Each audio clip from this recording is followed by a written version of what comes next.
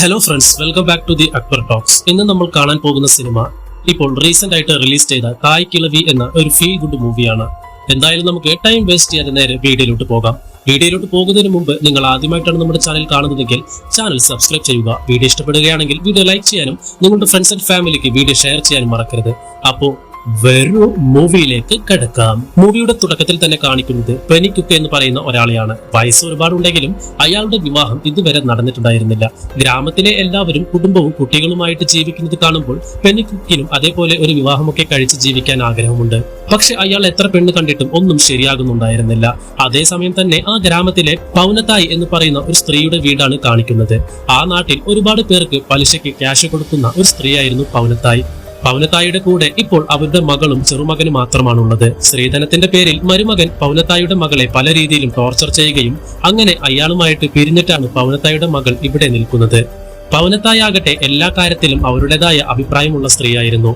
അമിതമായിട്ട് current ചെലവാക്കുന്നതും cash ചെലവാക്കുന്നതും ഒന്നും തന്നെ അവർക്ക് ഇഷ്ടമുള്ള കാര്യമല്ല. അതുകൊണ്ട് ചെറുമകൻ എപ്പോഴും TV കണ്ട് കറണ്ട് കളയുമ്പോൾ അവനോട് പോയിരുന്ന് പഠിക്കാൻ പറയും. കുറച്ചു നാളുകൾക്ക് മുമ്പേ പൗനതായിയുടെ ഹസ്ബൻഡ് മരിച്ചു പോയതാണ്. പൗനതായിക്ക് പലിശയ്ക്ക് ക്യാഷ് പിരിക്കാൻ പുറത്തേക്ക് ഇറങ്ങുന്നു എന്ന് അറിഞ്ഞു കഴിഞ്ഞാൽ ഗ്രാമത്തിലെ എല്ലാവരും വീടിനകത്ത് കയറി കഥകടിക്കും. അതല്ലെങ്കിൽ തങ്ങളുടെ കഴുത്തിലോ കാതിലോ ഒക്കെ കിടക്കുന്ന സ്വർണം മൂരി മാറ്റിവെക്കും. പലിശ കൊടുത്തില്ലെങ്കിൽ അവർ സ്വർണവും പിടിച്ച് വാങ്ങിപ്പോകുമെന്ന് ആ ഗ്രാമത്തിലുള്ളവർക്ക് പേടിയായിരുന്നു. കുറെ പേരൊക്കെ പേടിച്ചിട്ട് കറക്റ്റായിട്ട് അവർക്ക് പലിശ കൊടുക്കാറുണ്ട്. വേറെ ചിലരൊക്കെ കുറെയായിട്ട് പലിശ കൊടുക്കുന്നുമില്ല. അവരെയൊക്കെ ഒന്ന് ഭീഷണിപ്പെടുത്തിയിട്ടാണ് പൗനതായ് വീണ്ടും മുന്നോട്ട് നടക്കുന്നത്. ആ നാട്ടിലെ എല്ലാവർക്കും പൗനതായോട് ദേഷ്യവും വെറുപ്പുമായിരുന്നു. ഇവരെങ്ങനെങ്കിലും ഒന്ന് മരിച്ചു കിട്ടിയാൽ മതി എന്നായിരുന്നു അവർ ആഗ്രഹിച്ചിരുന്നത്. അപ്പോ ഈ കൊടുക്കാനുള്ള ക്യാഷൊന്നും അവർക്ക് തിരിച്ചു കൊടുക്കണ്ടല്ലോ. പക്ഷെ കൂട്ടത്തിൽ പെനിക്കുക്കിന് മാത്രമാണ് പൗനതായോട് കുറച്ചെങ്കിലും സ്നേഹമുള്ളത്. പൗനതായിക്കും അയാളോട് അങ്ങനെയായിരുന്നു. ഓരോ തവണയും പെണ്ണ് കണ്ടിട്ട് വരുമ്പോൾ ഇതെങ്കിലും നടക്കുമോ എന്ന് പലപ്പോഴും പൗനതായ് പെനിക്കുക്കിനോട് ചോദിക്കാറുണ്ട്. എന്നാൽ പെനിക്കുക്കിന്റെ വിവാഹം ഒന്നും തന്നെ ശരിയായില്ല. പലിശ കിട്ടുന്ന കാശെല്ലാം തന്നെ പൗനതായ് തന്റെ അക്കൗണ്ടിൽ കൊണ്ടിടും. ആവശ്യത്തിനനുസരിച്ച് ചിലവാക്കുകയും ചെയ്യും. ജോലിയൊന്നും എടുക്കാതെ അനാവശ്യമായിട്ട് പലയിടത്തും വെള്ളമടിച്ചും ചീട്ട് കളിച്ചും ഇരിക്കുന്ന ആൾക്കാരെ പൗനതായ് ഭീഷണിപ്പെടുത്തി ഓടിക്കുമായിരുന്നു. പോയി എന്തെങ്കിലും പണിയെടുത്ത് കുടുംബം നോക്കാൻ പറഞ്ഞിട്ട്. ആ നാട്ടിൽ ഒരു കുടിയനുണ്ടായിരുന്നു. അയാൾക്കായിരുന്നു പൗനതായോട് ഏറ്റവും വലിയ ദേഷ്യം. എപ്പോഴും പൗനതായ് അയാളെ വഴക്ക് പറയും. ക്യാഷ് തിരിച്ചു കൊടുക്കാത്തതിന് അയാളെ ഭീഷണിപ്പെടുത്തുകയും ചെയ്യും. സഹിക്കട്ടെ, എല്ലാവരും ഇവര് മരിച്ചാൽ മതി എന്ന് ആഗ്രഹിച്ചിരുന്നു. ഇത്രയും പ്രായമായിട്ടും വേറെ പലരും മരിച്ചിട്ടും ഇവർ മാത്രം മരിക്കാത്തതിൽ ആ ഗ്രാമത്തിലുള്ളവർക്ക് വിഷമമുണ്ടായിരുന്നു. അങ്ങനെ അന്ന് രാത്രി ആ കുടിയനാകട്ടെ അവർ ആരാധിക്കുന്ന കറുപ്പൻ എന്ന് പറയുന്ന സ്വാമിയുടെ അടുത്ത് പോയി എങ്ങനെയെങ്കിലും ആ സ്ത്രീ മരിക്കണമെന്ന് പ്രാർത്ഥിക്കുന്നു. അങ്ങനെ പിറ്റേന്ന് രാവിലെയായി സാധാരണ 7 മണിക്കാണ് പൗനതായ് ഉണർന്ന് എഴുന്നേറ്റ് വരുന്നത്. പക്ഷെ അന്ന് 7 മണിയായിട്ടും പൗനതായ് താഴേക്ക് വരാത്തത് കാരണം ചെറുമകൻ പോയി നോക്കുമ്പോൾ കാണുന്നത് പൗനതായ് പാതി ബോധത്തിൽ കിടക്കുന്നതാണ്. അവർക്ക് സംസാരിക്കാൻ കഴിയുന്നുണ്ടായിരുന്നില്ല. സ്ട്രോക്ക് വന്ന പോലെയായിരുന്നു അവർക്ക് ഇടന്നിരുന്നത്. ആ കുട്ടി ബഹളം വെക്കാൻ തുടങ്ങി. അത് കേട്ട് പൗനതായുടെ മകൾ സുരളിയും ഗ്രാമത്തിലുണ്ടായിരുന്ന ആൾക്കാരുമെല്ലാം പൗനതായുടെ റൂമിലേക്ക് ഓടി വന്നു. പൗനതായുടെ അവസ്ഥ കണ്ട് ആകെ സങ്കടം തോന്നിയത് പൗനതായുടെ മകൾക്ക് മാത്രമാണ്. ഗ്രാമത്തിലുള്ള ബാക്കി എല്ലാവരും സന്തോഷിക്കുകയായിരുന്നു. ഇവർ ഈ അവസ്ഥയിൽ എത്തിയിട്ടുണ്ടെങ്കിൽ ഇത്രയും പെട്ടെന്ന് ഇവർ മരിക്കണമെന്ന് എല്ലാവരും വിശ്വസിക്കാൻ തുടങ്ങി. പുറമെ ചെറിയ വിഷമമൊക്കെ കാണിച്ചെങ്കിലും പരസ്പരം അവർ സന്തോഷത്തോടെ സംസാരിച്ചു കൊണ്ടിരിക്കുകയായിരുന്നു. ഇനി അധിക നേരമൊന്നും ഉണ്ടാവില്ല, പൗനതായ് ഉടനെ മരിക്കുമെന്ന് എല്ലാവരും പറഞ്ഞു ചിരിക്കാൻ തുടങ്ങി. ആ കുടിയനാകട്ടെ ഈ ഒരു വാർത്ത കേട്ട് ശരിക്കും ഞെട്ടി. തലേന്ന് അയാൾ പ്രാർത്ഥിച്ചത് അതേപോലെ നടന്നിരിക്കുന്നു. ദൈവം തന്റെ വിളി കേട്ടു എന്നാണ് അയാൾ എല്ലാവരോടും പറയുന്നത്. ഇതൊന്നും അറിയാതെ പെനിക്കുക്കാകട്ടെ ഒരു ബ്രോക്കറിന്റെ അടുത്ത് പോയിട്ട് തന്റെ പുതിയ ഫോട്ടോ കൊടുക്കുകയായിരുന്നു. ഏതെങ്കിലും നല്ല ആലോചന കൊണ്ടുവരണം എന്ന് പറഞ്ഞിട്ട്. എന്നാൽ ആ ബ്രോക്കർ പറയുന്നത് ഒരു പെൺകുട്ടിയുണ്ട്, 3 തവണ കല്യാണം കഴിഞ്ഞ് ഡിവോഴ്സ് ആയിട്ട് നിൽക്കുകയാണ്. പക്ഷെ 12 പവൻ അങ്ങോട്ട് കൊടുത്താലേ ആ പെണ്ണ് കല്യാണത്തിന് സമ്മതിക്കൂ എന്ന്. ഏതെങ്കിലും ഒരു പെൺകുട്ടിയെ കെട്ടിയാൽ മതി എന്നായിരുന്നു പെനിക്കുക്കിന്. അയാളുടെ കയ്യിലാകെ 2 പവനേ ഉള്ളൂ. 10 പവൻ എവിടെയെങ്കിലും സംഘടിപ്പിച്ചാൽ ഈ കല്യാണം നടക്കും. അങ്ങനെ അയാൾ സംസാരിച്ചു കൊണ്ടിരിക്കുന്ന സമയത്താണ് ഒരാൾ വന്ന് പൗനതായുടെ അവസ്ഥയെ പറ്റി പറയുന്നത്. ആകെ ടെൻഷനായിട്ട് പെനിക്കുക്ക് അവിടേക്ക് ഓടി ചെല്ലുന്നു. കൂടെ ഒരു വൈദ്യനെ കൊണ്ടാണ് പെനിക്കുക്ക് പോയത്. എന്നാൽ ഇത് കണ്ട് അവിടെ നിന്ന് എല്ലാവരും പെനിക്കുക്കിനെ വഴക്ക് പറയുന്നു. പൗനതായെ പെനിക്ക് കൊണ്ടുവന്ന് വൈദ്യനെ കൊണ്ട് രക്ഷിച്ചു കഴിഞ്ഞാൽ അവർ വീണ്ടും പഴയ പടിയാകും. വീണ്ടും പലിശ ചോദിച്ച് ഈ ആൾക്കാരുടെ അടുത്ത് വരും. അതുകൊണ്ടായിരുന്നു ഈ ആൾക്കാർ എതിർത്തത്. ആ വൈദ്യൻ നോക്കിയിട്ട് പറയുന്നുണ്ട്, ഇന്ന് രാത്രി താണ്ടി അവർ ജീവിക്കുമെന്ന് തോന്നുന്നില്ല. അവരുടെ അവസ്ഥ അത്രയ്ക്ക് മോശമാണെന്ന്. ഇത് കേട്ട എല്ലാവരും സന്തോഷിക്കുന്നു. പൗനതായിക്ക് ഈ സുരളി എന്ന് പറയുന്ന മകളെ കൂടാതെ വേറെ 3 ആൺമക്കൾ കൂടിയുണ്ട്. അതിലൊരാളാണ് സൗണ്ട് ടെക്നീഷ്യനായ ഒപ്ലിയാൻ. മറ്റൊരാൾ ഒരു ഓട്ടോക്കാരനായിരുന്നു. അയാളുടെ പേര് വിജയൻ എന്നാണ്. മൂന്നാമത്തെ ആളുടെ പേര് സെൽവ എന്നാണ്.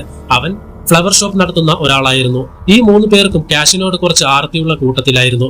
പവനത്തായുടെ അവസ്ഥ കണ്ടിട്ട് ഇവരെല്ലാവരും തങ്ങളുടെ ഭാര്യമാരെ കൂട്ടി പവനത്തായുടെ വീട്ടിലേക്ക് വരുന്നു. സുരളി തന്റെ സഹോദരന്മാരായിട്ട് അത്ര നല്ല റിലേഷൻഷിപ്പിലല്ലായിരുന്നു. അവർക്കിടയിൽ പരസ്പരം വലിയ സംസാരമൊന്നും ഉണ്ടായിരുന്നില്ല. ഇവർക്കിടയിൽ എന്താ സംഭവിച്ചതെന്ന് നാട്ടുകാരിൽ പലരും ചോദിക്കുമ്പോൾ ഒരാൾ പറയുന്നുണ്ട്, കുറെ നാളുകൾക്ക് മുമ്പ് പവനത്തായുടെ അച്ഛൻ മരിച്ച ദിവസം അവിടെ വലിയ വഴക്ക് നടന്നുവെന്ന്. പവനത്തായുടെ മക്കളെല്ലാം സ്വത്ത് പിടിക്കണമെന്നും അവർക്കതിൽ പങ്കുചേർക്കണമെന്നും പറഞ്ഞ് അതിന്റെ പേരിൽ വലിയ അടിയായിരുന്നു നടന്നത്. എന്നാൽ കല്യാണം കഴിഞ്ഞ സമയത്ത് അവർക്കെല്ലാം ആവശ്യത്തിനുള്ള കാര്യങ്ങൾ കൊടുത്തതാണ്. ആ വീടൊരിക്കലും ഇവർക്ക് കൊടുക്കില്ല എന്ന് പവനത്തായി പറഞ്ഞിട്ടുണ്ടായിരുന്നു. കൂടാതെ കല്യാണം കഴിഞ്ഞ സമയത്ത് സുരളിക്ക് കൊടുക്കാനുള്ളതിൽ 3 പവൻ കുറച്ചാണ് കൊടുത്തത് എന്ന് പറഞ്ഞിട്ട് സുരളിയുടെ ഹസ്ബൻഡ് പവനത്തായോട് വഴക്കിടുന്നു. ഇതിന്റെ പേരിൽ പലതവണ സുരളിയെ അയാൾ അനാവശ്യമായിട്ട് പറഞ്ഞിട്ടുണ്ടായിരുന്നു. നിനക്കെന്റെ മകളെ നോക്കാൻ വയ്യെങ്കിൽ അവൾ ഇവിടെ തന്നെ നിന്നോട്ടെ എന്ന് പറഞ്ഞിട്ടാണ് പവനത്തായി സുരളിയെയും തന്റെ ചെറുമകനെയും തന്റെ കൂടെ നിർത്തിയത്. തരാനുള്ള 3 പവൻ തന്നെങ്കിൽ മാത്രമേ നിങ്ങളുടെ മകളെ ഞാൻ കൊണ്ടുപോകൂ എന്ന് പറഞ്ഞിട്ട് സുരളിയുടെ ഹസ്ബൻഡ് അവരെ തിരിച്ചു വിളിച്ചു കൊണ്ടുപോകാൻ നിന്നില്ല. തന്റെ മകൾക്ക് ആദ്യം കൊടുത്ത സ്വർണമെല്ലാം ഇവിടെ കൊണ്ടുവന്ന് കാണിക്കുകയാണെങ്കിൽ ആ 3 പവൻ കൂടി തരാമെന്ന് പവനത്തായി പറഞ്ഞിട്ടുണ്ടായിരുന്നു. എന്നാൽ ആ സ്വർണവുമെല്ലാം വിറ്റ് തൊലച്ചിട്ടാണ് സുരളിയുടെ ഹസ്ബൻഡ് വീണ്ടും സ്വർണത്തിന് വേണ്ടി ഇവിടെ വന്നത്. അതുകൊണ്ടാണ് പവനത്തായിക്ക് അയാൾക്ക് ആ 3 പവൻ കൊടുക്കാത്തത്, അല്ലാതെ അവരുടെ കയ്യിൽ ഇല്ലാത്തത് കൊണ്ടായിരുന്നില്ല. ഇപ്പോഴുള്ള ഈ വീടും സ്വത്തുമെല്ലാം നിങ്ങളുടെ പേരിൽ എഴുതി തന്നു കഴിഞ്ഞാൽ അവസാനം നിങ്ങളെല്ലാവരും എന്നെ പുറത്താക്കുമെന്നും ഈ മരുമക്കളുടെ അടുത്ത് ഒരു നേരത്തെ ആഹാരത്തിന് ഞാൻ കെഞ്ചണമെന്നും പവനത്തായി പറയുന്നു. അതൊക്കെ കൊണ്ട് പവനത്തായി ഇപ്പോൾ സ്വത്ത് പിരിച്ചു കൊടുത്തില്ല. ഇതിന്റെ പേരിൽ ആ 3 മക്കളും പവനത്തായോട് വഴക്കിട്ട് അവിടെ നിന്ന് പോയത്. ഇപ്പോൾ തളർന്നു കിടക്കുന്ന പവനത്തായി എത്രയും പെട്ടെന്ന് മരിക്കാൻ വേണ്ടിയിട്ട് അവരുടെ ഇളയ മകൻ സെൽവനാകട്ടെ കറുപ്പുസ്വാമിയുടെ അടുത്ത് പോയിട്ട് പ്രാർത്ഥിക്കുന്നുണ്ട്. അവിടെ കത്തിച്ചു വെച്ച വിളക്ക് അണയുന്നതിന് മുമ്പ് അവർ മരിക്കണമെന്നാണ് സെൽവൻ പ്രാർത്ഥിക്കുന്നത്. തളർന്നു കിടക്കുന്ന പവനത്തായി എന്തോ പറയാൻ ശ്രമിക്കുന്നുണ്ടായിരുന്നു. കൈകൊണ്ട് 3 എന്ന് ആംഗ്യം കാണിക്കുന്നുണ്ടായിരുന്നു. എന്താണെന്ന് ആർക്കും മനസ്സിലായില്ല. ആ സമയം അവിടേക്ക് ഗോൾഡ് കുമാർ എന്ന് പറയുന്ന ഒരാൾ വരികയും പെനിക്കുക്കിനോട് എന്തോ അയാൾ പറയുകയും ചെയ്യുന്നു. അത് കേട്ട് തെറ്റിദ്ധരിച്ച പെനിക്കുക്ക് പവനത്തായുടെ 3 മക്കളെയും മാറ്റി നിർത്തി അവരോട് സംസാരിക്കുന്നു. നിങ്ങൾ ഗോൾഡ് കുമാർ പറയുന്ന കാര്യങ്ങൾ കേൾക്കണമെന്ന് പറയുന്നു. എന്താ സംഭവം എന്നറിയാതെ അവർ ഗോൾഡ് കുമാറിന്റെ അടുത്തേക്ക് വരുന്നു. അയാൾ പറയുന്നുണ്ട്, മരിക്കുന്നതിന് മുമ്പ് പവനത്തായി പല തവണയായിട്ട് എന്റെ കയ്യിൽ നിന്ന് പലിശ കിട്ടിയ കാശിന് കുറേശ്ശെ സ്വർണം വാങ്ങുന്നുണ്ടായിരുന്നു എന്ന്. അങ്ങനെ പലപ്പോഴായിട്ട് വാങ്ങിച്ച് ഏകദേശം 160 പവനോളം സ്വർണം ഇപ്പോഴുണ്ട്. അവർ മരിക്കാൻ കിടക്കുന്നതിന് കുറച്ചു ദിവസം മുന്നെയാണ് അത് മുഴുവനായിട്ട് എന്റെ അടുത്ത് നിന്ന് കൊണ്ടുപോയത്. അത് കേട്ടതും ഈ മക്കൾ എല്ലാവരും ഞെട്ടിത്തെരിച്ചിരിക്കുകയാണ്. ആ സ്വർണം അവർ എവിടെയെങ്കിലും സേഫായിട്ട് വെച്ചിട്ടുണ്ടാകും. അവർ മരിച്ചു കഴിഞ്ഞാൽ ആർക്കും കിട്ടാതെ ആ സ്വർണം പോകും. തന്റെ കയ്യിൽ നിന്ന് വാങ്ങിയതിന്റെ തെളിവുകളും ആ ഗോൾഡ് കുമാർ കാണിക്കുന്നു. അതോടെ എല്ലാവരും ടെൻഷനായി. തങ്ങളുടെ അമ്മ മരിച്ചു കഴിഞ്ഞാൽ ആ സ്വർണം എവിടെയാണെന്ന് അറിയാതെ പോകുമെന്നുള്ള ടെൻഷൻ. സെൽവൻ ആദ്യം ഓടുന്നത് കറുപ്പുസ്വാമിയുടെ അടുത്തേക്കാണ്. അവിടെ കത്തിച്ചു വെച്ച ദീപം അണയുന്നതിന് മുമ്പ് അമ്മ മരിക്കണമെന്നല്ലേ സെൽവൻ പ്രാർത്ഥിച്ചത്. ഇനി ആ ദീപങ്ങാനും അണഞ്ഞിട്ട് അമ്മ മരിച്ചു പോയാൽ എന്ന് പേടിച്ചിട്ടാണ് അത് അണയാതെ നോക്കാൻ വേണ്ടിയിട്ട് അവിടെ ഉണ്ടായിരുന്ന കുടിയനോട് സെൽവൻ പറയുന്നത്, നിനക്ക് ദിവസവും 500 രൂപയും ഇവിടെ കഞ്ഞി വെച്ച് കുടിക്കാനുള്ള സൗകര്യം ഉണ്ടാക്കി തരാം. ഈ ദീപം ഒരു കാരണവശാലും നീ അണയാതെ നോക്കണമെന്ന്. കാശ് കിട്ടുന്ന കേസായതുകൊണ്ട് കുടിയൻ സമ്മതിക്കുന്നു. സമയാസമയം അവിടെ എണ്ണ ഒഴിച്ച് ആ ദീപം അണയാതെ ഞാൻ നോക്കാമെന്ന് പറയുന്നു. അപ്പോഴും ഈ സ്വർണത്തിന്റെ കേസ് സുർലിയുടെ ഹസ്ബൻഡ് അറിയാതിരിക്കാൻ ഇവർ ശ്രമിക്കുന്നുണ്ട്. എങ്ങാനും അയാൾ അറിഞ്ഞു കഴിഞ്ഞാൽ ഉറപ്പായിട്ടും അയാൾ അതിൽ ഒരു ഷെയർ ചോദിക്കും. പെനിക്കും പവനത്തായുടെ 3 മക്കളും കൂടി ഒരു പ്ലാൻ ഇടുന്നു. പവനത്തായെ കൊണ്ട് എങ്ങനെയെങ്കിലും ആ സ്വർണം എവിടെയാണെന്ന് പറയിപ്പിക്കണം. കിട്ടുന്ന ഗോൾഡിൽ നിന്ന് ഒരു 10 പവൻ പെനിക്കുക്കിന് വേണമെന്ന് പറയുന്നു. എന്നാൽ മാത്രമേ കയ്യിലുള്ള 2 കൂടി ഇട്ടിട്ട് അയാൾക്ക് എവിടെ നിന്നെങ്കിലും ഒരു പെണ്ണിനെ കല്യാണം കഴിക്കാൻ പറ്റൂ. പവനത്തായുടെ 3 മക്കളും അത് സമ്മതിക്കുകയും ചെയ്തു. പവനത്തായി സ്വർണം ഒളിപ്പിച്ചു വെക്കാൻ സാധ്യതയുള്ള വീടിന്റെ പല ഭാഗങ്ങളിലും അവർ പരിശോധിക്കുന്നു. എവിടെ നിന്നും അവർക്ക് സ്വർണം കിട്ടിയില്ല. അവരുടെ ബാങ്കിൽ പോയി അന്വേഷിക്കുന്നു. അവിടെ അവർക്ക് ലോക്കർ ഒന്നും തന്നെ ഉണ്ടായിരുന്നില്ല. പറമ്പിൽ എവിടെയെങ്കിലും കുഴിച്ചിട്ടുണ്ടാകുമോ എന്ന് വിചാരിച്ചിട്ട് സ്വർണം ഉണ്ടെങ്കിൽ അറിയാൻ പറ്റുന്ന ഒരു മെഷീൻ തന്നെ യൂട്യൂബ് നോക്കി ഉണ്ടാക്കിയിട്ട് അവർ പരിശോധിക്കുന്നു. എന്നാൽ അതും ഫെയിൽ ആയിരുന്നു. അങ്ങനെ എല്ലായിടത്തും പരിശോധിച്ച് തളർന്ന അവരാകട്ടെ പരസ്പരം അമ്മയെ കുറ്റപ്പെടുത്താൻ ആരംഭിച്ചു. അവർക്ക് നമ്മളോട് കുറച്ചെങ്കിലും സ്നേഹമുണ്ടായിരുന്നുവെങ്കിൽ നമ്മൾ ഇത്രയും കഷ്ടപ്പാടിൽ ജീവിക്കുമ്പോൾ അവർ നമ്മുടെ കയ്യിൽ എന്തെങ്കിലും പങ്കുവെച്ച് തരേണ്ടതല്ലേ. പക്ഷെ അങ്ങനെ പങ്കുവെക്കാതെ എല്ലാം ഒളിപ്പിച്ചു വെച്ചിരിക്കുന്നു. ഇതെല്ലാം പോരാഞ്ഞിട്ട് ഇനി ആ സ്വർണ്ണമെങ്ങാനും കിട്ടിക്കഴിഞ്ഞാൽ അതിലൊരു ഷെയർ സുരുളിയുടെ ഹസ്ബൻഡ് ചോദിക്കും. അതുകൊണ്ട് അതിനു മുമ്പേ അയാളെ ഇവിടെ നിന്ന് പറഞ്ഞു വിട്ടെങ്കിലേ പറ്റൂ. കല്യാണം കഴിഞ്ഞ വകയിൽ സുർലിക്ക് കൊടുക്കാൻ ബാക്കിയുള്ള ആ 3 പവൻ സുർലിയുടെ ഹസ്ബൻഡിന്റെ കയ്യിൽ കൊടുത്തു കഴിഞ്ഞാൽ അയാൾ സുർലിയെയും കൂട്ടി ഇവിടെ നിന്ന് പോയിക്കോളും. അതിനുശേഷം അമ്മയുടെ കയ്യിലുള്ള സ്വർണം നമുക്ക് 3ആയിട്ട് പങ്കുവെച്ചെടുക്കാം. പക്ഷെ അമ്മയുടെ കയ്യിൽ സ്വർണം ഉണ്ടെന്ന് സുർലിയുടെ ഹസ്ബൻഡ് അറിയാൻ പാടില്ല. അതിനു മുമ്പേ നമ്മൾ ആരെങ്കിലും അയാൾക്ക് കൊടുക്കാനുള്ള 3 പവൻ കൊടുത്തെങ്കിലേ പറ്റൂ. അതിനു വേണ്ടിയിട്ട് അവർ തങ്ങളുടെ ഭാര്യമാരോട് കാര്യം അവതരിപ്പിച്ച് അവരുടെ കയ്യിലുള്ള സ്വർണ്ണമെല്ലാം വാങ്ങുകയും അത് വിറ്റിട്ട് കുറച്ച് ക്യാഷ് ഉണ്ടാക്കുകയും ചെയ്യുന്നു. ആ ക്യാഷിന് ഒരു 3 പവൻ വാങ്ങി സുർലിയുടെ ഹസ്ബൻഡിന് കൊടുക്കാമെന്നായിരുന്നു ഇവരുടെ പ്ലാൻ. ഇങ്ങനെ ഇവർ 3 പേരും ഇവരുടെ ഭാര്യമാരോട് സംസാരിക്കുന്നു. പൗനത്തായിയുടെ കയ്യിലെ സ്വർണത്തെ പറ്റി അറിഞ്ഞതും അവരെല്ലാവരും തങ്ങളുടെ ഭർത്താക്കന്മാരുടെ കൂടെ നിൽക്കുന്നു. അത്രയും നേരം പൗനത്തായി എങ്ങനെയെങ്കിലും മരിച്ചാൽ മതിയെന്ന് ആഗ്രഹിച്ചിരുന്നവരാകട്ടെ പൗനത്തായിയെ ശുശ്രൂഷിക്കാൻ ആരംഭിക്കുന്നു. അമ്മയുടെ അടുത്ത് ക്ഷീണിച്ചിരിക്കുന്ന സുർലിയോട് പോയി ആഹാരം കഴിക്കാൻ പറഞ്ഞിട്ട് പൗനത്തായി ഞങ്ങൾ നോക്കിക്കൊള്ളാം എന്ന് പറയുന്നു. ആ സമയം പൗനത്തായി കിടപ്പില് യൂറിനേറ്റ് ചെയ്യുന്നുണ്ടായിരുന്നു. കഴിച്ചുകൊണ്ടിരിക്കുന്ന സുർലിയെ വിളിക്കാൻ പറ്റാത്തത് കാരണം ഈ മരുമക്കൾ തന്നെ വലിയ മനസ്സൊന്നുമില്ലാതെ അവരെ ക്ലീൻ ചെയ്യുന്നു. ആംഗ്യ ഭാഷയിൽ പലപ്പോഴും പൗനത്തായി എന്തൊക്കെ പറയുന്നുണ്ടായിരുന്നു. ഇവർ പറയുന്ന കാര്യം ചിലപ്പോൾ സ്വർണത്തെ പറ്റി ആയിരിക്കുമെന്ന് ചിന്തിച്ച് ആംഗ്യ ഭാഷ മനസ്സിലാക്കുന്ന ഒരാളെ ടിവിയിൽ കണ്ടപ്പോൾ അയാളെ ഇവിടേക്ക് കൊണ്ടുവരാമെന്ന് പെനിക്യുക്കിന് തോന്നി. അങ്ങനെ അവരെല്ലാവരും ചേർന്നിട്ട് ഡോക്ടർ എന്ന വ്യാജനെ അയാളെ ഇവിടേക്ക് കൊണ്ടുവരുന്നു. പൗനത്തായിയെ കൊണ്ട് സംസാരിപ്പിക്കാൻ ശ്രമിക്കുന്നു. പൗനത്തായി അപ്പോഴും കയ്യിൽ 3 കാണിച്ചത് എന്തായിരിക്കുമെന്ന് അയാളും ചിന്തിക്കുന്നു. കുറച്ചു നേരം ആംഗ്യമൊക്കെ കണ്ടിട്ട് അയാൾ ഈ 3 മക്കളോടും പറയുന്നു എന്തോ ക്യാഷോ പണമോ ഇവരെ എവിടെയും വെച്ചിട്ടുണ്ട്, പെട്ടെന്ന് തന്നെ അത് പോയി എടുക്കാനാണ് ഇവർ പറയുന്നത്. അങ്ങനെയാ തനിക്ക് തോന്നിയതെന്ന് അയാൾ പറയുന്നു. അതും കൂടെ കേട്ടതോടെ പൗനത്തായിയുടെ കയ്യിൽ സ്വർണമുണ്ടെന്ന് ഈ 3 മക്കളും വിശ്വസിക്കുന്നു. പൗനത്തായിക്ക് മാത്രമേ സ്വർണം എവിടെയാണെന്ന് അറിയാവൂ. അവർ ചെറുതായിട്ടെങ്കിലും സംസാരിച്ചെങ്കിലേ പറ്റൂ. അത് കാരണം അവരെ ശുശ്രൂഷിക്കാൻ ഒരു നഴ്സിനെയും കൂടി ഇവർ ഏർപ്പാടാക്കി. പക്ഷേ ഇടയ്ക്ക് ഇവരുടെ കണ്ടീഷൻ കുറച്ച് സീരിയസ് ആകുന്നുണ്ടായിരുന്നു. അതുകണ്ട് അവിടെ ഉണ്ടായിരുന്ന ആൾക്കാരെല്ലാം സന്തോഷിക്കുന്നു. എന്നാൽ ടെൻഷൻ മുഴുവൻ പൗനത്തായിയുടെ 3 മക്കൾക്കും അവരുടെ ഭാര്യമാർക്കും പിന്നെ പൗനത്തായിയുടെ മകൾക്കുമായിരുന്നു. സുർലിയുടെ ഹസ്ബൻഡ് ആകട്ടെ ഇവർ മരിക്കാൻ കാത്തിരിക്കുകയാണ്. സീരിയസ് ആകുന്നു എന്ന് അറിഞ്ഞപ്പോൾ അയാൾ സന്തോഷിക്കുന്നു. എന്നാൽ ഇവരെയെല്ലാം ഞെട്ടിച്ചുകൊണ്ട് പൗനത്തായിയുടെ 3 മക്കളും പെട്ടെന്ന് ഇവരെ വലിയ ഹോസ്പിറ്റലിലേക്ക് കൊണ്ടുപോകുന്നു. സുർലിക്ക് പോലും ഇവരുടെ ഈ രീതിയിൽ സംശയം തോന്നാൻ തുടങ്ങി. എന്തുകൊണ്ടാണ് ഇത്രയും നേരം അമ്മ മരിക്കാൻ ആഗ്രഹിക്കുന്ന ആൾക്കാരെ അമ്മയെ രക്ഷിക്കാൻ ശ്രമിക്കുന്നതെന്ന് സുർലിക്ക് മനസ്സിലായില്ല. വലിയ ഹോസ്പിറ്റൽ കൊണ്ടുപോയത് കൂടി ഒരുപാട് ക്യാഷ് ഇവർക്ക് ചെലവാകുന്നുണ്ടായിരുന്നു. ഭാര്യമാരുടെ കഴുത്തിലെയും കാതിലെയും എല്ലാം സ്വർണം തന്നെ ഊരി വാങ്ങുകയും വിൽക്കുകയും ചെയ്തു. ആ കാശ് കൊണ്ടായിരുന്നു ഹോസ്പിറ്റൽ ബില്ല് വരെ അവർ കെട്ടിയിരുന്നത്.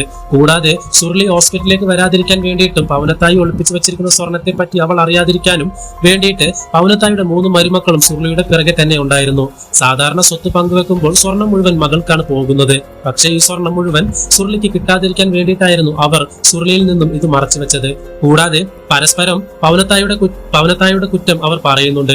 വിവാഹം കഴിഞ്ഞിട്ട് ഇവിടെ പൗനത്തായിയുടെ കൂടെ താമസിക്കുന്ന സമയത്ത് രാവിലെ ജോലികളെല്ലാം കഴിഞ്ഞിട്ട് ഉച്ചയ്ക്ക് വെറുതെ കിടന്ന് ഉറങ്ങാൻ പോലും പൗനത്തായി സമ്മതിക്കില്ലായിരുന്നു. എന്തെങ്കിലും പോയി പഠിക്കാനും എന്തെങ്കിലുമൊക്കെ ജോലി ചെയ്യാനുമായിരുന്നു എപ്പോഴും പൗനത്തായി പറഞ്ഞുകൊണ്ടിരിക്കുന്നത്. പുതിയ എന്തെങ്കിലും തൊഴിൽ പഠിച്ചുകൊണ്ടിരിക്കാൻ പറയും. വെറുതെ ഇരിക്കാൻ പൗനത്തായി സമ്മതിക്കത്തേ ഇല്ലായിരുന്നു. അതിന്റെ പേരിൽ അവരെ കുറ്റപ്പെടുത്തി സംസാരിക്കുകയായിരുന്നു അവർ. അതിനിടയിൽ സുർലിയാകട്ടെ അമ്മയ്ക്ക് മാറാനുള്ള ഡ്രസ്സ് ഹോസ്പിറ്റലിൽ കൊണ്ടുകൊടുക്കാൻ പോവുകയാണെന്ന് പറഞ്ഞപ്പോൾ ഇവർ സുർലിയെ വിട്ടില്ല. അതൊക്കെ ആരുടെയെങ്കിലും കയ്യിൽ കൊടുത്തുവിടാം, നീ നിന്റെ ജോലി നോക്കാനാണ് സുർലിയോട് അവർ പറയുന്നത്. ഹോസ്പിറ്റലിലേക്ക് വീണ്ടും ക്യാഷിന് ആവശ്യം വന്നപ്പോൾ പൗനത്തായിയുടെ 3 മക്കളും പെനിക്യുക്കിനെ തങ്ങളുടെ ഭാര്യമാരുടെ അടുത്തേക്ക് വിടുന്നു. ബാക്കിയുള്ള കുറച്ച് സ്വർണം കൂടി അവരുടെ കയ്യിൽ നിന്നും പണയം വെക്കാൻ വേണ്ടി വാങ്ങുന്നു. സുർലിയുടെ മകൻ ഇത് കാണുകയും തന്റെ അച്ഛനെ വിളിച്ച് പറയുകയും ചെയ്യുന്നു. പെനിക്യുക്കും ആന്റിമാരും തമ്മിൽ എന്തോ പ്ലാനിങ് നടക്കുന്നുണ്ട് എന്ന്. അത് മനസ്സിലാക്കി സുർലിയുടെ ഹസ്ബൻഡ് ആകട്ടെ പെനിക്യുക്കിനെ കൈയോടെ പിടിച്ച് ചോദ്യം ചെയ്യുന്നു. പെനിക്യുക്ക് ആ ഗോൾഡ് കുമാർ പറഞ്ഞ കാര്യങ്ങളും അതിനുശേഷം പൗനത്തായിയുടെ 3 മക്കളും നടത്തിയ പ്ലാനിങ്ങും പറയുന്നു. ഇയാളെ പേടിച്ചിട്ടായിരുന്നു പെനിക്യുക്ക് അതെല്ലാം തുറന്നു പറഞ്ഞത്. താനറിയാതെ അവന്മാരെ സ്വർണം ഒഴിച്ചു മാറ്റാൻ ശ്രമിക്കുന്നതെന്ന് മനസ്സിലാക്കി സുർലിയുടെ ഹസ്ബൻഡ് ആകട്ടെ പെനിക്യുക്കിനെ ഭീഷണിപ്പെടുത്തുന്നു. താൻ ഈ കാര്യം അറിഞ്ഞു എന്ന് അവരോട് പറയണ്ട, എങ്ങനെയെങ്കിലും അവർ കുറച്ച് ജീവനോടെങ്കിലും ഇവിടെ തിരിച്ചു വരട്ടെ, അതിനുശേഷം സ്വത്ത് പങ്കുവെക്കുന്ന കാര്യം ഞാൻ സംസാരിച്ചോളാം. അതിനിടെ പൗനത്തായിയുടെ കണ്ടീഷൻ കണ്ടിട്ട് തമിഴ് അറിയാത്ത ഒരു ഡോക്ടർ ഇവരോട് ഇംഗ്ലീഷിൽ പറയുന്നുണ്ട്. പൗനത്തായിക്ക് ഇനി ഒരു തിരിച്ചുവരവൊന്നും ഉണ്ടാകുമെന്ന് തോന്നുന്നില്ല, അവർ ഉടനെ തന്നെ മരിക്കുമെന്ന്. അയാളുടെ മുഖത്ത് വലിയ ഭാവവ്യത്യാസങ്ങളൊന്നും ഇല്ലാതെയാണ് അയാൾ പറഞ്ഞുകൊണ്ടിരുന്നത്. ഇംഗ്ലീഷ് അധികം അറിയാത്ത സെൽവം വിചാരിക്കുന്നത് പൗനത്തായി പെട്ടെന്ന് തന്നെ ശരിയായി തിരിച്ചു വരുമെന്ന് ഡോക്ടർ പറഞ്ഞു എന്നാണ്. അതുകൊണ്ട് വീണ്ടും പൗനത്തായിയുടെ ടെസ്റ്റിനും ചികിത്സയ്ക്കും അവർ ക്യാഷ് ചെലവാക്കിക്കൊണ്ടിരുന്നു. പൗനത്തായിയുടെ കയ്യിലുള്ള ഗോൾഡിന്റെ കാര്യം അറിഞ്ഞതോടുകൂടി സുർലിയുടെ ഹസ്ബൻഡ് ആകട്ടെ അതിൽ നിന്നൊരു പങ്ക് തനിക്ക് കിട്ടണമെന്ന് വിചാരിച്ച് ഒരു സ്ഥലം വാങ്ങാനുള്ള അഡ്വാൻസ് കൊടുക്കാൻ പോകുന്നു. ആ സമയത്താണ് ആ ഡോക്ടർ വീണ്ടും ഈ 3 മക്കളോടും പറയുന്നത് പൗനത്തായിയുടെ കണ്ടീഷൻ തീരെ മോശമാണെന്ന്. ഈ സമയം അയാളുടെ കൂടെ ഒരു നഴ്സ് ഉണ്ടായിരുന്നു. അവരാകട്ടെ ഇവരോട് പറയുന്നുണ്ട് പൗനത്തായി ഓക്കെ ആയി വരുമെന്നല്ല ഡോക്ടർ പറയുന്നത്, അവരുടെ കണ്ടീഷൻ മോശമാണ്, എത്രയും പെട്ടെന്ന് അവർ മരിക്കാനാണ് സാധ്യത എന്നാണ് പറയുന്നതെന്ന്. ഇത് കേട്ടതോടെ എല്ലാവരും ആകെ ടെൻഷനിലായി. തലേന്ന് സെൽവൻ പറഞ്ഞത് കള്ളമായിരുന്നു എന്ന് പറഞ്ഞിട്ട് ബാക്കി 2 പേരും സെൽവനോട് വഴക്കിടുന്നു. എന്നാൽ സെൽവൻ പറയുന്നുണ്ട് ആ ഡോക്ടർ ചിരിച്ചുകൊണ്ടാ എന്റെ അടുത്ത് സംസാരിച്ചത്, അതുകൊണ്ടാ അമ്മ ഓക്കെ ആയിരിക്കുമെന്ന് ഞാൻ വിചാരിച്ചതെന്ന്. ബാക്കി 2 സഹോദരന്മാരും സെൽവനുമായിട്ട് അടിയാകുന്നുണ്ട്. എന്നിട്ട് അവർ കയറി ഡോക്ടറോട് സംസാരിക്കുന്നു. ഡോക്ടർ പറയുന്നുണ്ട് അവരുടെ കണ്ടീഷൻ കുറച്ച് മോശമാണ്, സാധ്യതകൾ കുറവാണെന്ന്, തങ്ങളെ കൊണ്ട് ആവുന്ന പോലെ താങ്കൾ പരിശ്രമിക്കുന്നുണ്ട് എന്ന്. നിങ്ങൾക്ക് ഇവിടെ കിടത്തി ക്യാഷ് കളയാൻ താല്പര്യമില്ലെങ്കിൽ നിങ്ങൾക്ക് അവർ ഡിസ്ചാർജ് ചെയ്ത് കൊണ്ടുപോകാമെന്ന്. എന്നാൽ ഇവരാകട്ടെ ഡോക്ടറോട് പറയുന്നുണ്ട് ഉടനെ ഡിസ്ചാർജ് ആക്കാൻ നിൽക്കണ്ട, എങ്ങനെയെങ്കിലും അവരെ കൊണ്ട് ഒരു 5 മിനിറ്റ് എങ്കിലും സംസാരിക്കാവുന്ന രീതിയിൽ ഒന്ന് ആക്കി തന്നാൽ മതി. ആ 5 മിനിറ്റിനുള്ളിൽ സ്വർണം എവിടെയാണെന്ന് അറിഞ്ഞു കഴിഞ്ഞാൽ അവർ പിന്നെ മരിച്ചാലും കുഴപ്പമില്ല. അതായിരുന്നു ഈ രണ്ടു മക്കളുടെയും മനസ്സിൽ. ആ സമയം ഇവരുമായിട്ട് വഴക്കിട്ട സെൽവ ആകട്ടെ വഴിയരികിൽ ഇരിക്കുകയായിരുന്നു. അവിടെ ആംബുലൻസിൽ വയസ്സായ ഒരു സ്ത്രീയെ കൊണ്ടുവന്ന് കിടത്തിയിട്ടുണ്ട്. ആംബുലൻസുകാരനാകട്ടെ ടയർ പഞ്ചറായി എന്ന് പറഞ്ഞിട്ട് അത് ശരിയാക്കുകയായിരുന്നു. ആ സ്ത്രീയുടെ മക്കളെല്ലാം പുറത്തു നിൽക്കുന്നു. ഇത്രയും സീരിയസ് ആയ ഒരു രോഗിയെ ഈ അവസ്ഥയിൽ കൊണ്ടിട്ടിരിക്കുന്നത് കണ്ടിട്ട് സെൽവൻ ചോദ്യം ചെയ്യുന്നു. എന്നാൽ ആ മക്കളൊന്നും അധികം ടെൻഷൻ ഇല്ലാതെ വാച്ചിൽ തന്നെ നോക്കി നിൽക്കുകയായിരുന്നു. കുറച്ചു കഴിഞ്ഞപ്പോഴേക്കും അറ്റൻഡർ ബോയ് ആകട്ടെ അവരുടെ മുഖത്തു നിന്നും ഓക്സിജൻ മാസ്ക് എടുത്തു മാറ്റുകയും അവർ ശ്വാസം കിട്ടാതെ പതിയെ പതിയെ മരിക്കുകയും ചെയ്യുന്നു. ഓൾറെഡി അവര് ഒരു സീരിയസ് ആയിട്ടുള്ള സ്ത്രീയായിരുന്നു. പക്ഷെ അവരെ ഇത്ര പെട്ടെന്ന് മരിക്കാൻ വേണ്ടി അനുവദിച്ചത് എന്തിനാണെന്ന് സെൽവൻ ചോദിച്ചപ്പോൾ ആ ആംബുലൻസ് ഡ്രൈവർ പറയുന്നുണ്ട് അവരെ ഇനി രക്ഷിക്കാൻ പറ്റില്ല എന്ന് പറഞ്ഞിട്ട് ഡോക്ടേഴ്സ് ഒഴിവാക്കിയതാണ്. അവരുടെ മക്കൾക്കും അവർ എങ്ങനെയെങ്കിലും മരിച്ചാൽ മതി എന്നായിരുന്നു. ചിലരൊക്കെ ഇതേപോലെ ആംബുലൻസ് പോകുന്ന വഴിക്ക് അവരെ സ്ലോ ആയിട്ട് ഓടിക്കാൻ പറയും. വീട്ടിലെത്തുമ്പോഴേക്കും അവർ മരിച്ചിട്ടുണ്ടാകും. എന്നാൽ ചിലരൊക്കെ വീട്ടിലെത്തിക്കഴിഞ്ഞാൽ കുറച്ചുനാളും കൂടെ വീട്ടിൽ കിടന്നിട്ടേ മരിക്കൂ. അങ്ങനെയുള്ള ആൾക്കാരെ ഞങ്ങളോട് പറയും ഈ പോകുന്ന വഴിക്ക് ആംബുലൻസിൽ വെച്ച് തന്നെ അവരുടെ ഓക്സിജൻ മാസ്ക് മാറ്റാനും അവരെ കഷ്ടപ്പെടാതെ മരിക്കാൻ അനുവദിക്കണമെന്നും.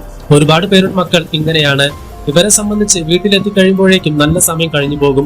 ഇപ്പോൾ നല്ല സമയമാണ്, അതനുസരിച്ച് ഇപ്പൊ തന്നെ അമ്മയെ മരിക്കാൻ അനുവദിക്കുകയാണെങ്കിൽ അവർക്ക് സ്വർഗം കിട്ടും. ഇവരുടെയൊക്കെ ഈ നിർബന്ധ കാരണമാണ് ടയർ പഞ്ചറായി എന്നൊക്കെ പറഞ്ഞ് ഞങ്ങൾ ഈ വഴിയിൽ കുറെ സമയം കളയുന്നത്.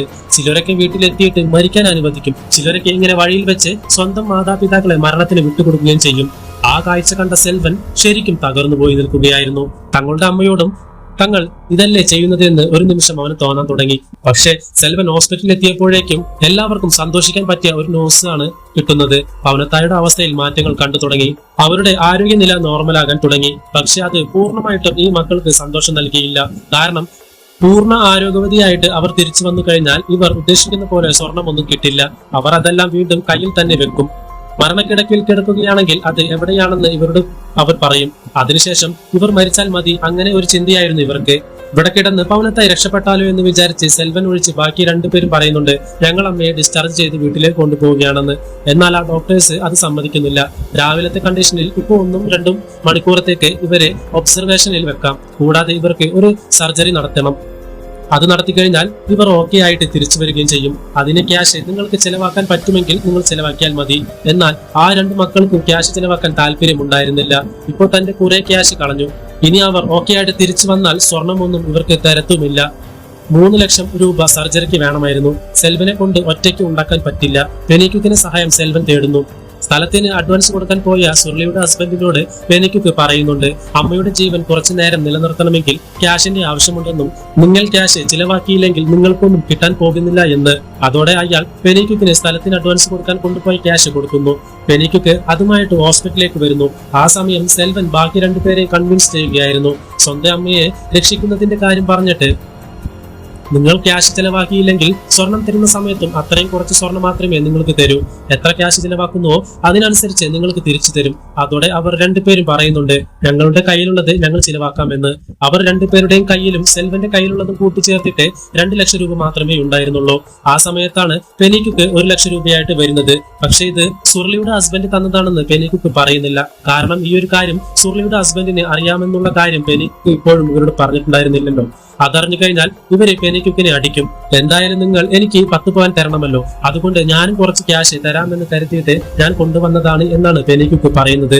നീ കല്യാണം കഴിക്കാൻ എന്തിനാ ഇത്രയും കഷ്ടപ്പെട്ട് നടക്കുന്നത് എന്ന് ചോദിക്കുമ്പോൾ പെനിക്യുക്ക് പറയുന്നുണ്ട് നിങ്ങൾ എല്ലാവരും വിവാഹം കഴിച്ച് കുട്ടികളായിട്ട് ജീവിക്കുന്നു. എനിക്കും ആഗ്രഹമുണ്ട് വിവാഹം കഴിച്ച് സ്വന്തം ഭാര്യയുടെ കൂടെ സന്തോഷത്തോടെ ജീവിക്കാൻ. പുറത്തു പോകുമ്പോൾ എപ്പോ വരും എന്ന് വിളിച്ചു പറയാൻ ചോദിക്കാൻ ഒരാളെ വേണം. കല്യാണത്തിനോ ഫംഗ്ഷനോ ഒക്കെ പോകുന്ന സമയത്ത് എല്ലാവരും ഫാമിലി ആയിട്ടാണ് പോകുന്നത്. ഞാൻ മാത്രം എപ്പോഴും ഒറ്റയ്ക്ക. ഇനി എനിക്ക് ഫംഗ്ഷനിൽ എന്റെ ഭാര്യയും എന്റെ മക്കളെയും കൂട്ടി പോകണമെന്ന് എനിക്ക് ആഗ്രഹമുണ്ട്. അതുകൊണ്ടാണ് ഞാൻ വിവാഹം കഴിക്കാൻ ഇത്രയ്ക്ക് കഷ്ടപ്പെടുന്നത്. അങ്ങനെ ആ കിട്ടിയ ക്യാഷ് ഉപയോഗിച്ച് അവർ പവനത്തായുടെ ഓപ്പറേഷൻ നടത്തുന്നു. പവനത്തായുടെ മരുമകൾക്കെല്ലാം തന്നെ അവരുടെ ആരോഗ്യത്തിന് വേണ്ടി പ്രാർത്ഥിക്കുകയായിരുന്നു. ഒരുപാട് നേർച്ചകൾ നേർന്നു. എല്ലാവരും സംബന്ധിച്ച് എങ്ങനെയെങ്കിലും ഇവരെ ആ സ്വർണം എവിടെയാണെന്ന് പറഞ്ഞാൽ മതി. ഈ സമയത്ത് സുർലി അവരുടേതായ ജോലികൾ ചെയ്യുകയായിരുന്നു. അവൾ പഠിച്ച തൊഴിൽ അവൾ ചെയ്തുകൊണ്ടിരിക്കുന്നു. പവനത്തായി ഹോസ്പിറ്റലിലാണെന്ന് കരുതിയിട്ട് അവൾ അതൊന്നും വിട്ടിട്ടുണ്ടായിരുന്നില്ല. രാത്രിയിൽ പോലും അവൾക്ക് ആൾക്കാർക്ക് ഡ്രസ്സും മറ്റും തയ്ച്ചു കൊടുക്കുന്നുണ്ട്. അമ്മ ഹോസ്പിറ്റലിൽ കിടക്കുമ്പോഴും നീ എന്തിനാ ഇതൊക്കെ ചെയ്യുന്നത്, നിനക്ക് വിഷമമൊന്നുമില്ലേ എന്ന് അവർ ചോദിക്കുമ്പോൾ സുർലി പറയുന്നുണ്ട് അമ്മ ഹോസ്പിറ്റലിലാണെന്ന് കരുതിയിട്ട് ഒരിക്കലും കരഞ്ഞുകൊണ്ടിരിക്കുന്നത് അമ്മയ്ക്ക് ഇഷ്ടമുള്ള കാര്യമല്ല. എപ്പോഴും എന്നോട് എന്തെങ്കിലുമൊക്കെ ചെയ്യണമെന്നും എന്തെങ്കിലുമൊക്കെ തൊഴിൽ പഠിക്കണമെന്നും പറയും. സ്വന്തം കാലിൽ നിൽക്കാൻ വേണ്ടിയിട്ടാണ് അമ്മ എന്നോട് അതെല്ലാം പറഞ്ഞിട്ടുള്ളത്. അമ്മ ഇല്ലെങ്കിൽ പോലും ഒറ്റയ്ക്ക് ജീവിക്കാൻ ധൈര്യമുള്ള ഒരു പെൺകുട്ടിയായിട്ടാണ് അവരെന്നെ വളർത്തിക്കൊണ്ടിരുന്നത്. എന്റെ വിവാഹം ഉറപ്പിച്ചു കഴിഞ്ഞ സമയത്തും ഇനി പഠിക്കാൻ പോകണ്ട എന്ന് പലരും പറഞ്ഞെങ്കിലും എൻഗേജ്മെന്റ് കഴിഞ്ഞിട്ട് പോലും എന്റെ അമ്മ എന്നെ സ്കൂളിലേക്ക് കൊണ്ടുപോകുമായിരുന്നു. ഒരു ദിവസം ആ ഒരു ദിവസം കൂടി എന്റെ മകൾ പഠിച്ചോട്ടെ എന്ന് അവർ കരുതിയിരുന്നു. ആ ഒരു ദിവസത്തെ പഠനം പോലും അവളുടെ ലൈഫിൽ എപ്പോഴെങ്കിലും ഉപകാരപ്പെടും എന്നാണ് അവർ പറഞ്ഞുകൊണ്ടിരുന്നത്. വിവാഹശേഷവും ഒരിക്കലും ആരെയും ഡിപ്പെൻഡ് ചെയ്ത് ജീവിക്കരുതെന്ന് എപ്പോഴും പവനത്തായി ഇവളോട് പറയുമായിരുന്നു. അതിനു വേണ്ടിയിട്ടാണ് അവൾ ഓരോ തൊഴിലുകളും പഠിച്ചത്. നിങ്ങളെയൊക്കെ രാവിലെ ജോലിയും കഴിഞ്ഞ് കയറി കിടന്നുറങ്ങുന്ന സമയത്ത് എന്റെ അമ്മ നിങ്ങളോട് പറയുന്നതും ഇത് തന്നെയായിരുന്നു. എപ്പോഴും ഇങ്ങനെ വെറുതെ കിടക്കാതെ എന്തെങ്കിലുമൊക്കെ തൊഴിൽ പഠിക്കാൻ. അതൊരിക്കലും അമ്മയ്ക്ക് നിങ്ങളോട് ഒന്നും സ്നേഹമില്ലാഞ്ഞിട്ടല്ല, നിങ്ങളുടെ ഭാവിയെ കുറിച്ച് ചിന്തിച്ചിട്ടായിരുന്നു. എന്റെ മരുമക്കളെയും ഒരിക്കലും വീട്ടിൽ തളച്ചിട്ടില്ല എന്നും അവരുടെ സ്വന്തം കാലിൽ നിൽക്കണമെന്നും പവനത്തായി ആഗ്രഹിച്ചിരുന്നു. തങ്ങളുടെ ആൺമക്കൾ സമ്മതിച്ചിട്ടുണ്ടായിരുന്നുവെങ്കിൽ ഉറപ്പായിട്ടും തന്റെ മരുമക്കളെയും സ്കൂളിൽ അയച്ച് നല്ലപോലെ പഠിപ്പിച്ചേനെ എന്ന് പവനത്തായി എപ്പോഴും പറയുമായിരുന്നു. പവനത്തായുടെ ആ മനസ്സൊന്നും മറ്റാർക്കും മനസ്സിലാവില്ല. തന്റെ അമ്മ എന്തുകൊണ്ടാണ് എല്ലാവരോടും ഇങ്ങനെയൊക്കെ പറഞ്ഞുകൊണ്ടിരുന്നത് എന്നും അവരുടെ ആ നല്ല മനസ്സ് എന്താണെന്നുമൊക്കെ എനിക്ക് മാത്രമേ മനസ്സിലായിട്ടുള്ളൂ എന്നും സുരളി ഇവരോട് പറയുന്നു. ആ സമയത്താണ് പവനത്തായിയുടെ 3 മരുമക്കൾക്കും മനസ്സിലായത് അവർ പവനത്തായിയെ തെറ്റിദ്ധരിച്ചു കൊണ്ടിരുന്നതാണെന്ന്. പവനത്തായിക്ക് ശരിക്കും അവരോട് സ്നേഹം മാത്രമേ ഉണ്ടായിരുന്നുള്ളൂ. അങ്ങനെ പവനത്തായിയുടെ ഓപ്പറേഷൻ കഴിഞ്ഞു. ഡോക്ടർ പുറത്തേക്ക് വന്നപ്പോൾ 3 മക്കളും എന്തായി എന്ന് ചോദിക്കുന്നു. മെഡിക്കൽ മിറാക്കിളാണ് സംഭവിച്ചിരിക്കുന്നത്, നിങ്ങളുടെ അമ്മ മരിച്ചിട്ടില്ല എന്ന് പറയുന്നു. അതോടെ എല്ലാവരും ഹാപ്പിയായി. പവനത്തായിക്ക് കുഴപ്പമൊന്നുമില്ല എന്ന് മനസ്സിലായത് കൂടി പവനത്തായുടെ വീട്ടിലും ആകെ സന്തോഷമായിരുന്നു. എല്ലാ മരുമക്കളും തങ്ങളുടെ പ്രാർത്ഥന പൂർണ്ണമായതിൽ പരസ്പരം കെട്ടിപ്പിടിക്കാൻ ആരംഭിച്ചു. അങ്ങനെ 3 ദിവസങ്ങൾ കഴിഞ്ഞ് ഇവർക്ക് ബോധം വന്നു കഴിയുമ്പോൾ ഈ 3 ആൺമക്കളും ഇവരോട് ചോദിക്കുന്നുണ്ട്, അമ്മയ്ക്ക് സുഖമില്ലാതെ ആകുന്നതിന് മുമ്പുള്ള കാര്യങ്ങളൊക്കെ ഓർമ്മയുണ്ടോ എന്ന്. സുഖമില്ലാതെ കിടന്ന സമയത്ത് കൈകൊണ്ട് ആംഗ്യ ഭാഷയിൽ എന്തൊക്കെയോ പറഞ്ഞില്ലേ, അതെന്തായിരുന്നു? 3 എന്ന് കാണിച്ചത് എന്താണെന്നും ചോദിക്കുന്നു. അപ്പോഴാണ് അവർ പറയുന്നത്, ഞാൻ സുഖമില്ലാതായ സമയത്ത് ആ റൂമിൽ ഫാൻ ഓടിക്കൊണ്ടിരുന്നതാണ്. എന്നെ എല്ലാവരും അവിടെ നിന്ന് താഴേക്ക് കൊണ്ടുപോകുന്ന സമയത്ത് ഫാൻ ഓഫ് ആക്കിയിട്ടുണ്ടായിരുന്നില്ല. വെറുതെ കറണ്ട് ബില്ല് കളയരുത്, അവിടെ നിന്ന് 3ാമത്തെ സ്വിച്ച് ആണ് ആ ഫാനിന്റേത്, അത് ഓഫ് ആക്കണമെന്നാണ് ഞാൻ പറഞ്ഞുകൊണ്ടിരുന്നത്. ഇത് കേട്ട് ആ 3 ആൺമക്കളും തലയിൽ കൈവച്ച് കൊണ്ടിരിക്കുകയാണ്. അപ്പോൾ സ്വർണത്തെ പറ്റി ഒന്നുമല്ല അമ്മ പറഞ്ഞുകൊണ്ടിരുന്നത്. പവനത്തായുടെ കയ്യിൽ അപ്പോൾ സ്വർണമൊന്നും തന്നെ ഇല്ലേ, ഇതൊക്കെയായിരുന്നു അവരുടെ ചിന്ത. അതേസമയം ഇവിടെ പെനീക്കും സത്യം മനസ്സിലാക്കുന്നു. കുറച്ച് ആൾക്കാർ ചേർന്നിട്ട് ആ ഗോൾഡ് കുമാറിനെ അടിക്കുന്നത് കാണിക്കുന്നുണ്ട്. കാര്യം തിരക്കുമ്പോഴാണ് ആ ആൾക്കാർ പറയുന്നത്, പല മരണ വീടുകളിലും പോയിട്ട് ഈ ഗോൾഡ് കുമാർ പറയും, ആ മരിച്ച ആള് എന്റെ കയ്യിൽ നിന്ന് കുറെ സ്വർണം വാങ്ങിയിട്ടുണ്ടായിരുന്നു, അയാൾ അതൊക്കെ എവിടെ വെച്ചിട്ടാണോ മരിച്ചത്, അതെല്ലാം വെറുതെ പോകും എന്നൊക്കെ. ശരിക്കും ഇയാൾ നേരത്തെ ഒരു സ്വർണ്ണക്കട നടത്തിയിരുന്നതാണ്. പക്ഷെ അയാളുടെ സ്വർണമെല്ലാം തന്നെ ഒരു കള്ളൻ കൊണ്ടുപോയി. അതിനുശേഷം അയാളുടെ മാനസിക നില തെറ്റി. പണ്ടത്തെ കണക്കെടുത്ത് വെച്ചിട്ട് മരണവീടുകളിൽ പോയി ഇങ്ങനെ പറയുന്നതാണ് ഇയാളുടെ ശീലം. ശരിക്കും ഇയാൾക്ക് തലയ്ക്ക് നല്ല സുഖമില്ല. ഇത് കേട്ടതോടെ പെനിക്കുത്തിന് മനസ്സിലായി അയാൾ തങ്ങളുടെ വീട്ടിലും വന്ന് പറഞ്ഞ കാര്യങ്ങൾ കള്ളത്തരമാണെന്ന്.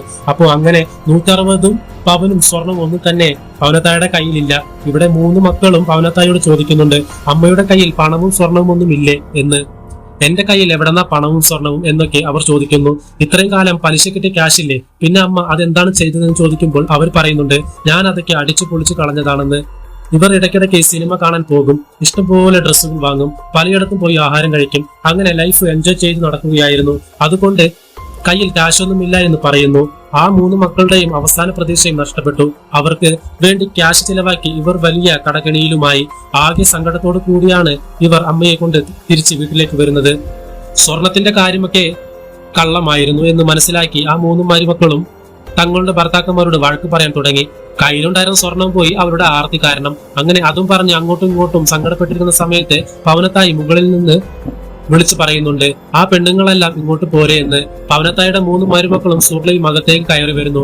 ആ സമയത്ത് പവനത്തായി താനിരുന്ന കട്ടിലിന്റെ മുകൾ ഭാഗം തിരിച്ചിട്ട് അതിനുള്ളിൽ നിന്നും ഒരു താക്കോൽ എടുക്കുന്നു. ആ കട്ടലിന്റെ സൈഡിലായിട്ട് 3 എന്ന് എഴുതിയിട്ടുണ്ടായിരുന്നു. ആ താക്കോലെടുത്ത് ഒരു സൈഡിൽ തുറന്നപ്പോൾ ഒരു രഹസ്യ അറ അതിലുണ്ടായിരുന്നു. ആ കട്ടലിന്റെ മുകൾ ഭാഗം ഉയർന്നതും ശരിക്കും അവിടെ നിന്ന് എല്ലാവരും കണ്ണു തള്ളിപ്പോയി. അതിൽ നിറയെ സ്വർണമായിരുന്നു. പവനത്തായി മകളോടും പറയുന്നുണ്ട്, ഞാൻ അനാവശ്യമായിട്ട് ഒരു കാശും കളഞ്ഞിട്ടില്ല, നന്നായി സമ്പാദിക്കാൻ ഞാൻ പഠിച്ചിട്ടുണ്ടായിരുന്നു.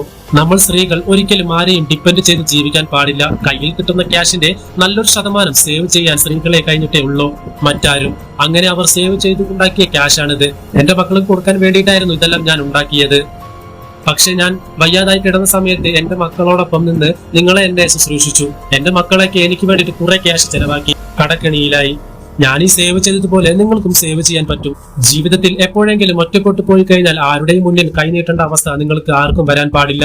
എല്ലാവരും സ്വന്തം കാലിൽ തന്നെ നിൽക്കണം. നമുക്ക് വേണ്ടി എന്ന് പറഞ്ഞിട്ട് ആരും അറിയാതെ കുറച്ചെങ്കിലും ക്യാഷ് നമ്മൾ എപ്പോഴും സേവ് ചെയ്ത് വെക്കണം.